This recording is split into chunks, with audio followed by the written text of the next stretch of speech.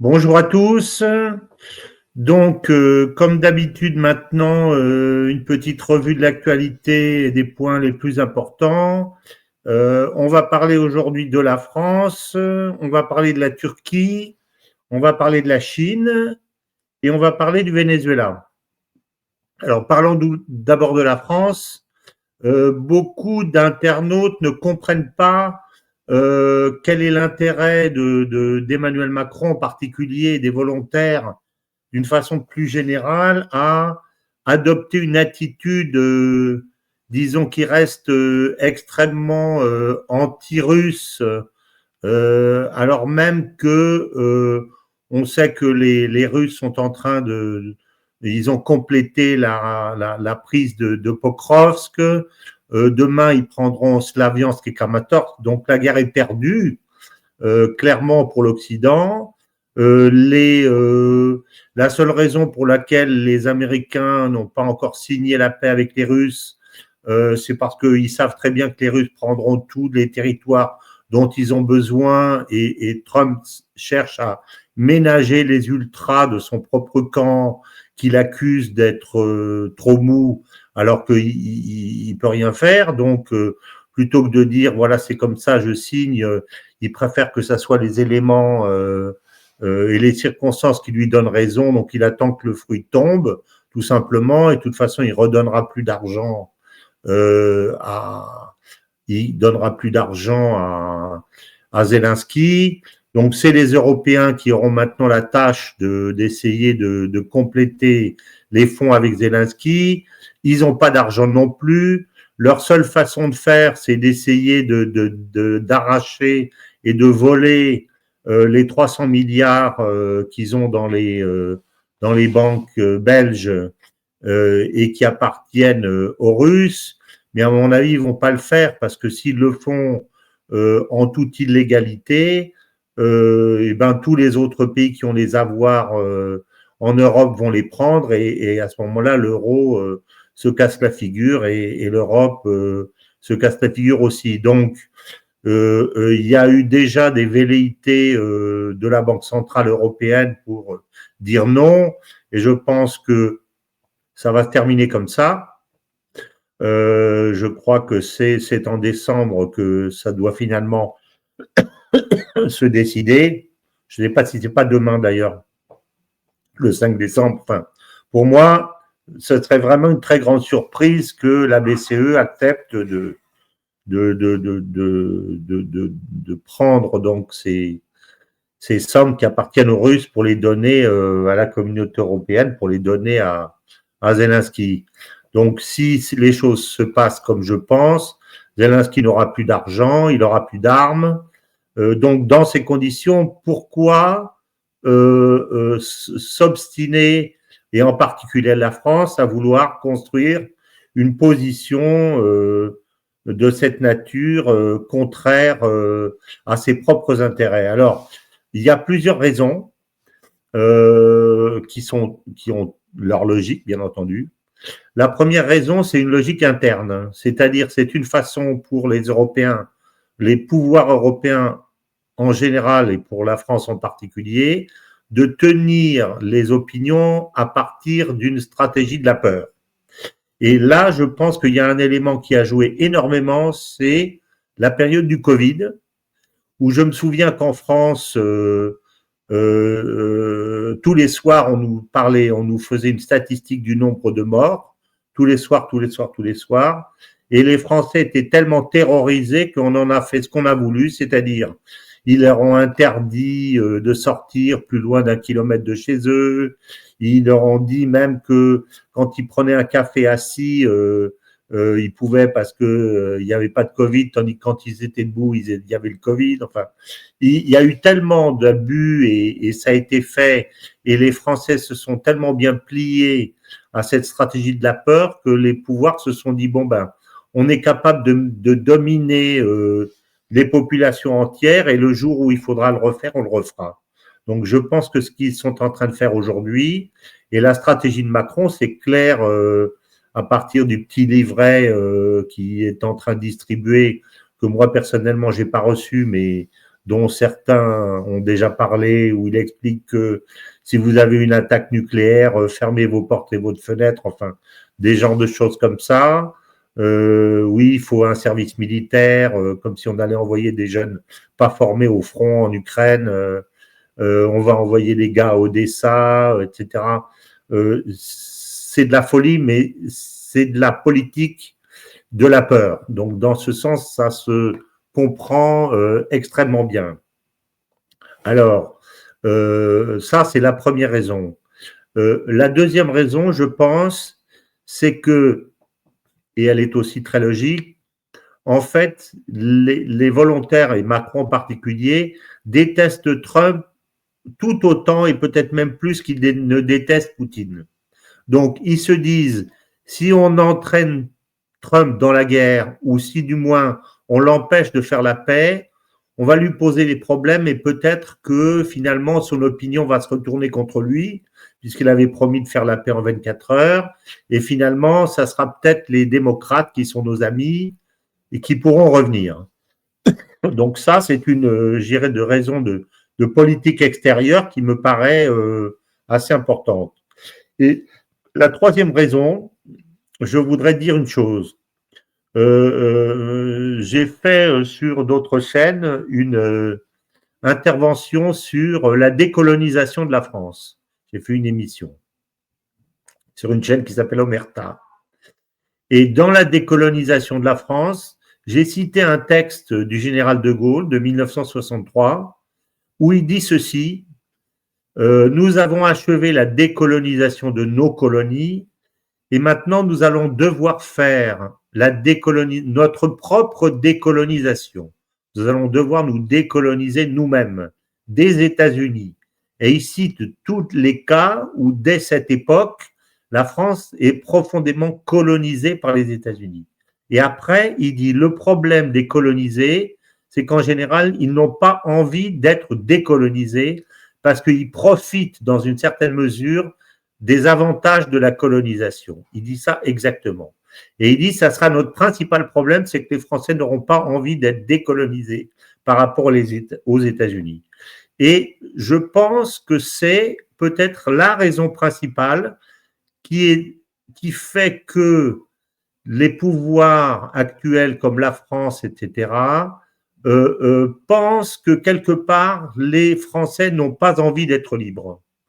Donc, ils maintiennent cette espèce de chape de plomb qui est anti-Trump, mais qui est certainement pro-américaine, parce qu'ils pensent, et je pense qu'ils n'ont pas tort, que chez les Français et surtout chez les élites françaises, il y a une sorte de ce que j'appellerais une infection des esprits. Les esprits sont infectés par un mode de pensée qui consiste à dire bon, Trump est méchant, bon d'accord, les Russes sont très méchants, bon d'accord, mais surtout l'OTAN est formidable parce que l'OTAN nous aide à nous défendre. Donc, on accepte une domination étrangère de l'OTAN parce qu'on n'a pas le courage de considérer qu'on est capable de se défendre tout seul. Et ça, je pense que c'est une des raisons, je l'ai constaté parce que j'ai présidé un club HEC pendant 20 ans, 18 ans exactement, et nous avons monté nous montons des colloques. Nous avons monté un colloque récemment qui a eu lieu cette semaine. Et à l'occasion de ce colloque, j'ai constaté que beaucoup d'intervenants du colloque, qui sont des gens qui ont leur place dans les médias, etc., ont eu un discours extrêmement otanien, alors qu'il me paraît évident que l'OTAN a perdu la guerre contre la Russie. Donc, la moindre des choses, ça serait d'avoir un discours plutôt, sceptique par rapport aux avantages de l'OTAN. Et c'était pas du tout le cas. Donc, j'ai pensé à ça, qu'il y avait cette notion d'infection. Les esprits sont infectés quelque part par le fait qu'ils se disent j'ai pas envie d'être décolonisé parce que finalement je me sens bien avec le colonisateur, même si par hasard quelque part les Américains nous empêchent de nous développer notre industrie, etc., etc. Ils mettent en prison les cadres de nos entreprises confèrent Alstom, etc., etc. Donc, je dirais qu'il y a ces trois raisons qui peuvent expliquer l'attitude de Macron aujourd'hui. La première, c'est une stratégie de la peur à usage interne. La deuxième, c'est le fait de se dire, si on fait durer les choses, on retrouvera les démocrates parce que Trump sera une parenthèse de l'histoire. Et la troisième, c'est cette espèce de colonisation des esprits qui consiste à dire, ben finalement, à tout prendre, on est mieux avec le pouvoir américain et on n'a pas besoin et on n'a pas envie d'être libre et d'être indépendant et d'être nous-mêmes. Donc voilà un peu ce que je pourrais dire sur la stratégie de la France. Alors maintenant, un petit mot sur la question de la Turquie. Actuellement, il se passe un certain nombre de choses, en particulier en Syrie, avec Israël qui a une attitude de plus en plus agressive vis-à-vis de la Syrie, et la Turquie, je pense que la Turquie, même si Erdogan est capable de faire un coup je t'en donne, un coup je t'en prends, un coup je suis avec toi, un coup je suis pas avec toi, Erdogan, par derrière, par-delà ses qualités diplomatiques absolument exceptionnelles, est quand même un homme qui a tiré les leçons de la situation. Et je pense que la leçon principale qu'il tire, c'est que il n'y a pas d'avenir avec Israël tel qu'Israël est construit aujourd'hui. Et je pense que cette pensée est en train d'être finalement acceptée par l'ensemble des opérateurs autour et probablement aussi des Américains. Donc, ça veut dire que Erdogan est en train, s'il veut augmenter la pression quelque part, il faut qu'il se mette bien avec également les Iraniens, ce que je pense qu'il n'a jamais cessé de faire, puisque en fait il a toujours un accord, je ne crois pas que cet accord ait été dénoncé, qui était un accord de livraison de marchandises, un accord commercial de 35 milliards de dollars par an avec les Iraniens, ce qui est très important. Et donc ça veut dire que quelque part, il y a une alliance qui va se faire entre les Turcs, les Turcs, le régime syrien actuel et l'Iran. Et évidemment, celui qui va profiter de cette situation, c'est le Hezbollah. Donc, je pense qu'il y a aussi un travail diplomatique qui est en train d'être fait parce qu'il y en a un qui n'a pas très envie que le Hezbollah se développe, évidemment. C'est le président Aoun du Liban aujourd'hui, mais d'un autre côté, il ne peut pas faire autrement, puisque le Hezbollah est resté extrêmement prudent jusqu'à présent, justement pour pas donner un prétexte aux Libanais de dire si Israël nous bombarde, c'est la faute du Hezbollah, parce que le Hezbollah maintient la guerre contre Israël. Le Hezbollah s'est retiré, ou du moins est resté extrêmement prudent dans une attitude défensive consistant à reconstruire leur système, surtout souterrain du sud Liban. Et Israël n'a cessé de bombarder, de faire de plus en plus dans le sud Liban la même politique qu'ils font à Gaza, c'est-à-dire de tout détruire systématiquement. C'est-à-dire la politique de la terre brûlée, et non seulement de la terre, mais de l'homme brûlé. Et ça, donc Aoun se trouve aujourd'hui devant ses responsabilités. Donc, s'il tire les bonnes conclusions, il se dira, ben, mon problème, c'est pas le Hezbollah, c'est Israël. Donc, il faut que je trouve des nouveaux alliés. Et les nouveaux alliés, ça sera le Hezbollah de nouveau, ça sera la Turquie et ça sera l'Iran. Donc, ça veut dire qu'on est à l'aube, à mon avis, et c'est Erdogan qui va profiter de ça, et à mon avis, il va le faire assez vite, de peur que ça soit les Saoudiens qui mettent la main sur le pays, une alliance entre les puissances régionales contre Israël. Et je pense que c'est ça qui est en train de se dessiner. Et si c'est ça, évidemment, les États-Unis seront obligés d'en tenir compte aussi, puisque la Turquie est membre de l'OTAN. Donc, je ne sais pas encore, ce n'est pas encore vraiment manifeste, mais je pense que ça serait assez logique. Alors maintenant, parlons un peu de la Chine. Certains ont fait remarquer que la Chine n'a pas une position extrêmement agressive. Aujourd'hui, elle a défendu l'Iran du bout des lèvres au moment de l'attaque américaine, bien que je crois que 15% de ce que la Chine reçoit en matière d'énergie vient d'Iran. Donc l'Iran est un fournisseur extrêmement important pour la Chine. Et là, on a vu que par rapport à ce que représente le Venezuela, la Chine ne se manifeste pas énormément non plus par des déclarations disant qu'elle défendra l'Iran jusqu'au bout des ongles et que les Américains, s'ils continuent à embêter pas l'Iran mais le Venezuela, on ira jusqu'à la guerre mondiale. Mais je dirais que c'est pas l'habitude de la Chine de travailler de cette façon. Le modèle de la Chine, c'est Sun Tzu, et Sun Tzu, c'est celui qui gagne la guerre sans avoir à la faire. C'est-à-dire, on préfère laisser l'adversaire tomber par ses propres erreurs. Donc, la Chine, je dirais, poursuit une politique très prudente, très systématique et très comme ils l'ont fait dans tout le système sud-américain. Ils sont aujourd'hui les premiers partenaires de la plupart de ces pays, sauf peut-être l'Argentine. Et ça, c'est véritablement un succès géopolitique majeur. Un autre point, par exemple, c'est que moi, il me paraissait absolument inconcevable quand Trump a pris le pouvoir qu'il soit obligé d'exiger du Panama que les deux ports, le port Pacifique et le port Atlantique, ne soient plus contrôlés par les Chinois.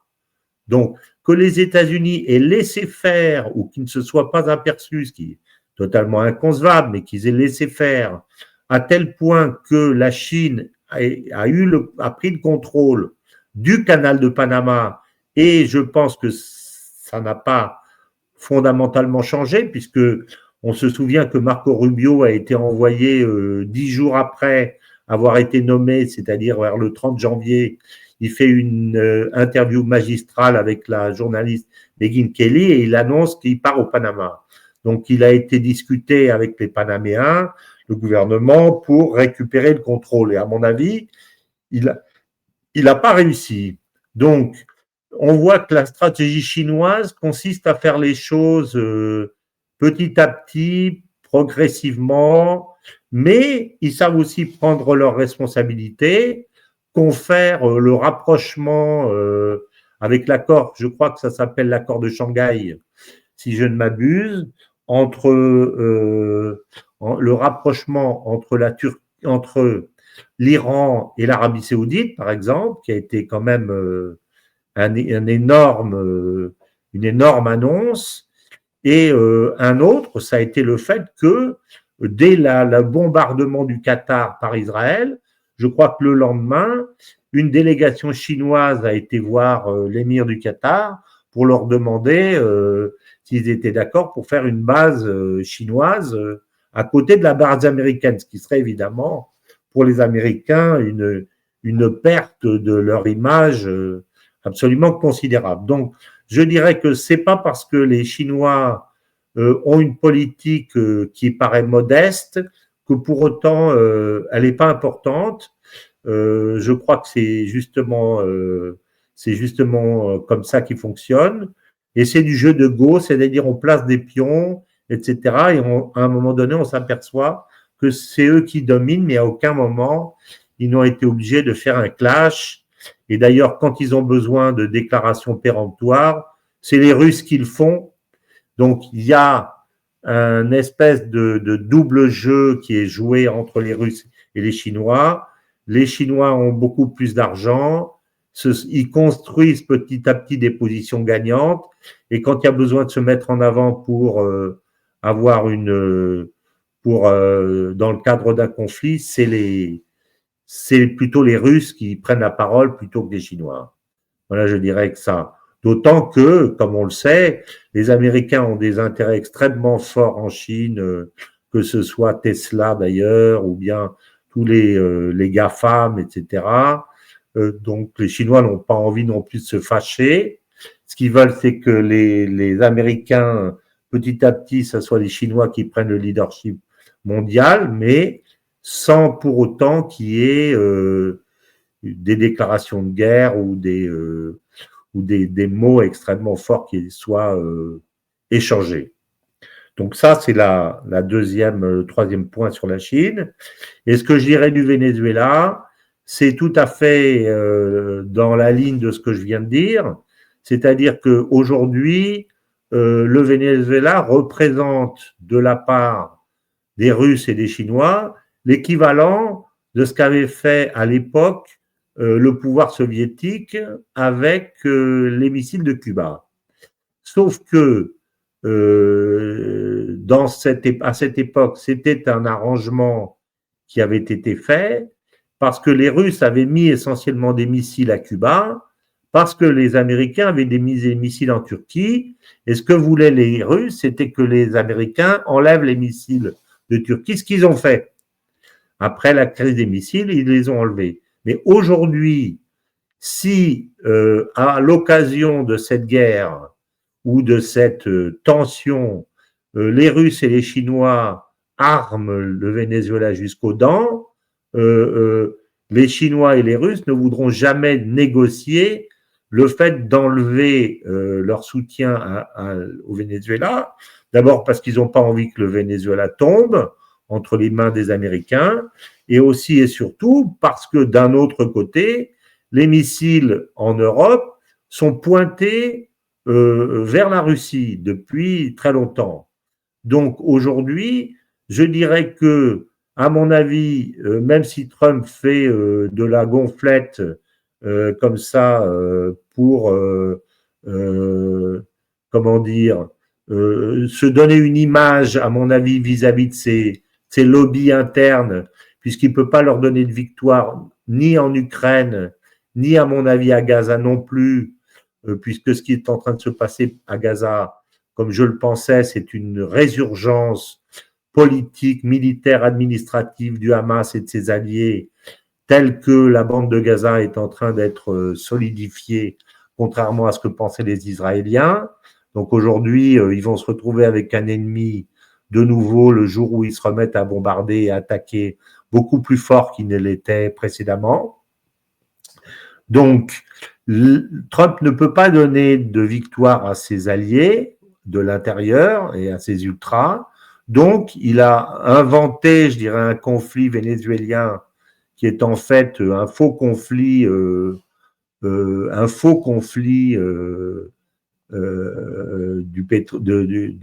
du narcotrafic, comme l'a expliqué très bien le spécialiste qui parlait avec Abdel-Jalil il y a quelques semaines de ça. Donc, il invente un conflit pour pouvoir dire, vous voyez, je défends les intérêts de l'Amérique, etc. Mais en réalité, à mon avis, à part ce qu'il fait aujourd'hui d'essayer d'embêter les Vénézuéliens en empêchant le trafic aérien, il va pas bombarder le Venezuela parce qu'il suffit d'un missile russe venant du Venezuela pour envoyer par le fond le porte-avions américain. Donc, ça va se passer, à mon avis, comme les Houthis. Si ça commence à bombarder d'un côté de l'autre, très rapidement, Trump va passer un accord avec Maduro en disant, bon, on est d'accord, on ne se fait pas la guerre, vous ne me tirez pas dessus, moi je ne vous tirerai pas dessus, donc c'est ça qui va se passer. Mais ça veut dire quoi?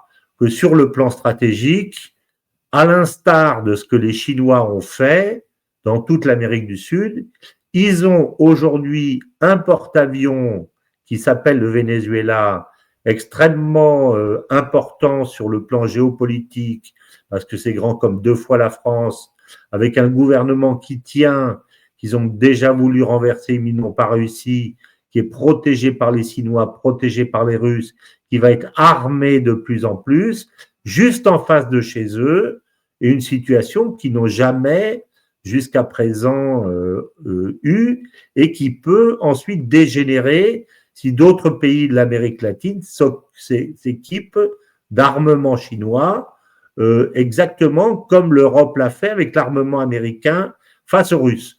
Donc on risque de se trouver dans une situation où ils ont construit une Europe contre les Russes, et les Russes et les Chinois construisent une Amérique latine contre les Américains. Ben à ce moment-là, il y aura véritablement comment dire, un équilibre des forces qui sera beaucoup plus dangereux pour les Américains que ce qu'il est aujourd'hui.